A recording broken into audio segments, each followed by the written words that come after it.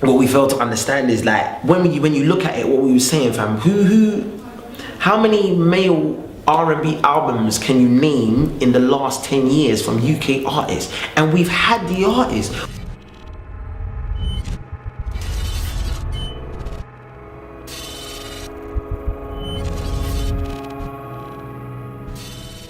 Where are we today in the R&B game in terms of like the UK territory? Where are we now? Because I think it's different from where we were speaking last year. I mean, how do you see it? Fam, I love talking to you because you're so real, and I love, like, it's mad. I know the conversation that we have are just like real and down to earth. Like we were saying off camera before we started. I remember when I said to you in the interview, yeah, I goes, yeah, it's building, but we can't get complacent because don't think it won't change in an instant. And so said, so done. Like it's peak. Like it's intense right now. If it, like, I don't know. Obviously, I think people was taking it for granted that everyone was getting signed and getting deals, and that is not the end of the. That's only the beginning. But you know what I'm saying? And what we fail to understand is like when you look at it, what we were saying, fam.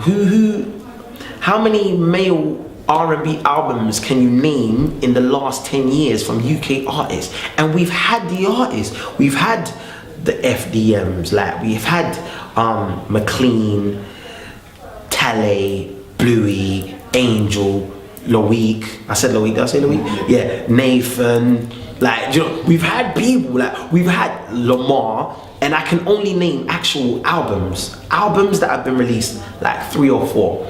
Like, and actual breakthrough ones as well that made an impact. Mark Morrison, Craig David, Lamar, myself.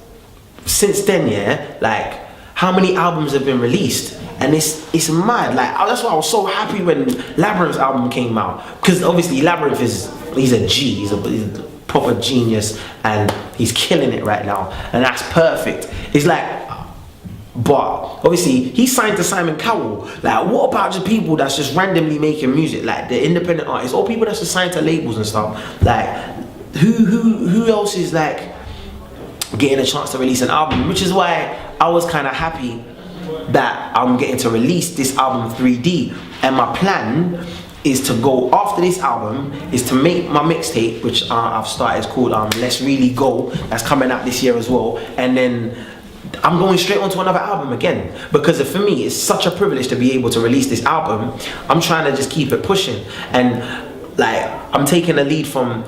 I remember having a conversation with Dappy about 4 years ago probably, and Daps was saying to me, fam, this was before they blew, like, because we used to do like loads of shows together. So we used to this is me, him, and my manager. We were sitting down. He was like, Nath, you know what I'm gonna do? We're just gonna shoot bare videos. Me and my team, we're just gonna shoot bare videos. We got bare tunes. He played me tunes that still no one has ever heard. Like, he played me tunes that still have never come out. And that's 4 years ago. They had so much material, and what you gotta do is just put music out there. Do you know what I'm saying? And they did it. They utilized Channel U, just now AKA, and they used it to the best of their ability.